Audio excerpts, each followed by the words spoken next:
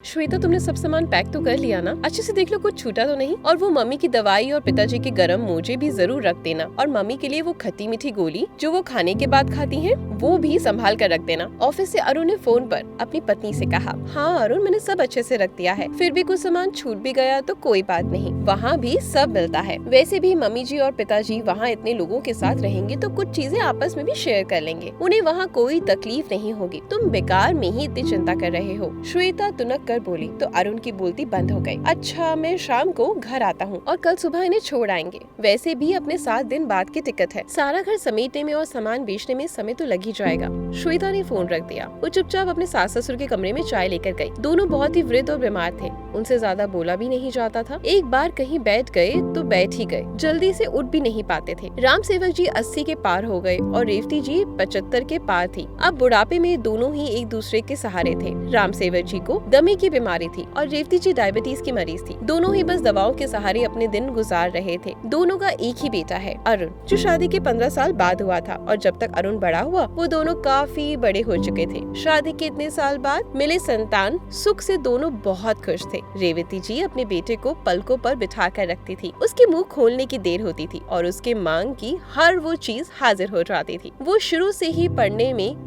बहुत होशियार था और ऊंचे सपने देखता था। अरुण का एकमात्र सपना था वो विदेश जाकर हर हाल में नौकरी करना चाहता था। उसकी पढ़ाई के लिए राम सेवक जी ने दिन रात एक कर दिए थे और रेवती जी ने इसी बेटे की पढ़ाई के लिए अपने गहने तक बेच दिए थे। उनके पति ने उन्हें समझाया भी कि गहने बुढ़ापे के लिए रख ले, पर वो अपने बेटे के प्यार में अंधी थी। उन्होंने साफ मना कर दिया था कि वो अरुण की पढ़ाई के लिए बैंक से कोई कर्ज नहीं लेगी। बच्चों को पढ़ाना हर माता पिता का फर्ज होता है। अगर बच्चे खुद कर्ज चुकाएगा तो उन्हें लगेगा कि माता पिता ने उनकी पढ़ाई के लिए कुछ नहीं किया। देख रेवती, सभी बच्चों की पढ़ाई के लिए बैंक से कर्ज लेते हैं। हम कोई अनोखी बात नहीं कर रहे। तूने घर भी गिरवी रखवा दिया है। अब हमारे पास बुढ़ापे के लिए कुछ बचा ही नहीं। हम पूरी तरह से अरुण पर निर्भर हो जाएंगे। राम सेवक जी ने उन्हें समझाया था, पर रेवती जी को पूरा भरोसा था कि उनका बेटा हर तरह से उनकी सेवा करेगा, देखभाल करेगा। वो औरों की तरह बिल्कुल भी नहीं निकलेगा। मुझे अपने बेटे पर पूरा भरोसा है। उन्होंने अरुण को विदेश में उच्च शिक्षा के लिए भेज दिया था। अरुण वहाँ 2 साल पढ़कर फिर भारत आ गया, लेकिन वो फिर से विदेश जाना चाहता था। वो भारत की ही लड़की से शादी करना चाहता था। अरुण ने श्वेता को उसकी खूबसूरती के कारण पसंद कर लिया था और जल्दी ही दोनों ने शादी कर ली। अब एकदम से तो विदेश जाना संभव नहीं था। अपने ही देश में नौकरी करके अरुण बाहर भी नौकरी तलाश रहा था। श्वेता गृहिणी थी और घर को अच्छे से संभाल लेती थी, लेकिन उसको अपने घर में सास ससुर खटकते थे। उन दोनों के कारण वो बड़ी परेशान रहती थी। अभी तो शादी को थोड़ा ही समय हुआ था। अभी से इन दोनों की कितनी सेवा करनी पड़ रही है। मेरी तो जिंदगी ही खराब हो गई। मैं तो तुमसे शादी करके बिल्कुल फंस गई हूँ, पछता रही हूँ। श्वेता ये कहकर रोज अरुण से लड़ती रहती थी। आपको क्या पता, आप तो दिन भर घर पे रहते नहीं हो। पिताजी को हर 1 घंटे के बाद चाय चाहिए और मम्मी को समय पर खाना चाहिए। इंसुलिन के इंजेक्शन भी लगवाते रहो। समय पर नाश्ता खाना दो। मेरा तो जीना ही मुश्किल हो गया है। मैं तो अपनी जिंदगी जी ही नहीं पा रही हूँ। बस तुम्हारे माता पिता की सेवा करती रहती हूँ। तुम अपने लिए पत्नी लाए हो या फिर इन लोगों के लिए कोई नर्स बनाकर लाए हो। अरुण भी रोज रोज की चिक चिक से बहुत ज्यादा परेशान हो गया था। एक दिन अरुण के ऑफिस में पार्टी थी। दोनों को पार्टी में जाना था। उस दिन श्वेता बहुत खुश थी। उसने जैसे ही तैयार होने के लिए सोचा तो अरुण ने टोक दिया, पहले पिताजी और मम्मी के लिए खाना बनाकर रख दो और फिर मम्मी को इंसुलिन दे दो और खाना खिला दो, फिर चलते हैं। लेकिन तब तक तो आधी पार्टी निकल जाएगी। इन सब कामों में 1 घंटा निकल जाएगा। फिर मुझे तैयार भी तो होना है। तुम इन दोनों के लिए बाहर से खाना ऑर्डर कर दो, इतने में मैं तैयार हो जाऊंगी, श्वेता ने कहा। श्वेता, मम्मी और पिताजी इस उम्र में बाहर का खाना नहीं खाते हैं। हमें पार्टी में थोड़ा देर से चले जाएंगे। अरुण ने बहुत समझाया तो वो विफर पड़ी। तुम अकेले ही चले जाओ, अब मैं तुम्हारे साथ में नहीं जाने वाली। मेरी तो जिंदगी ही खराब हो गई है। कोई खुशी मेरे जीवन में है ही नहीं। तुम अपनी मम्मी पापा की सेवा करवाने के लिए तो मुझे ब्याह कर लेकर आए हो। बहू की बातें सुनकर दोनों बहुत दुखी हुए। पर बुढ़ापे में आदमी इतना लाचार हो जाता है कि अपनी ही संतान से कुछ नहीं कह पाता। उस दिन श्वेता सचमुच पार्टी में नहीं गई और रूठ कर बैठ गई। अब अरुण को उसे मनाना मुश्किल हो गया था। तुम अपने माता पिता को कहीं और क्यों नहीं छोड़ देते, श्वेता ने गुस्से में कहा। अरुण को श्वेता के मुंह से ऐसे शब्द की बिल्कुल भी उम्मीद नहीं थी। ये तुम क्या कह रही हो? उनका एकमात्र मैं ही सहारा हूँ और तुम उन्हें भी छोड़ने को कह रही हो? वो बूढ़े बीमार और लाचार है। भला कोई बेटा ऐसे थोड़ी करता है। लोग, समाज और रिश्तेदार क्या कहेंगे? तुमको रिश्तेदारों की पड़ी है, अपने माता पिता की पड़ी है, और जिस लड़की को तुम शादी कर लेकर आए हो उसका क्या? उसका जरा सोचा है? कोई चिंता ही नहीं तुम्हें तो। शादी के बाद हम हनीमून पर नहीं गए, किसी रिश्तेदार के घर पर नहीं गए, कभी मूवी देखने भी नहीं गए, होटल में खाना खाना वो तो पॉसिबल ही नहीं है।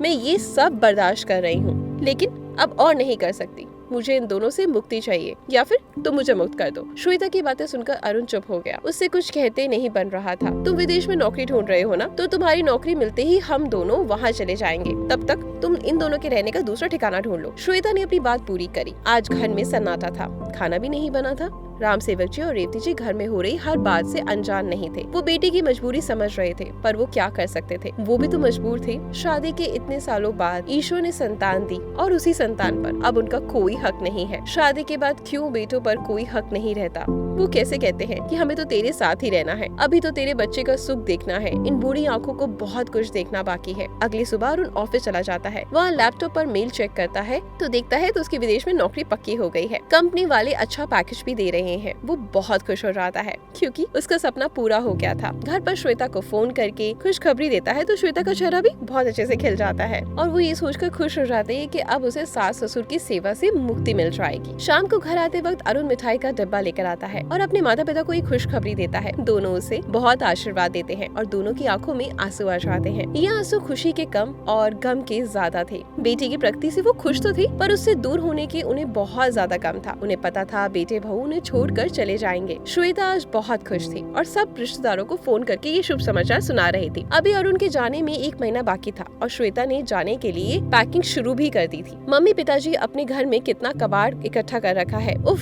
इतना सब सामान बेचने में कितना वक्त लग जाएगा। ये सुनकर रेवती जी बोलती हैं, बहू जिसे तुम कबाड़ कह रही हो वो मेरी इतने सालों की गृहस्थी है। हर लड़की जब परिवार में शादी होकर आती है वो एक एक चीज खरीद कर घर को संजोती है, संवारती है। एक उम्र के बाद उससे कहीं उसकी यादें जुड़ जाती हैं। आज तुम्हारे लिए ये कबाड़ हो गया है, अभी वक्त तुम्हारा है, तुम कुछ भी कह सकती हो। मम्मी जी आपको इस बुढ़ापे में क्या करना है?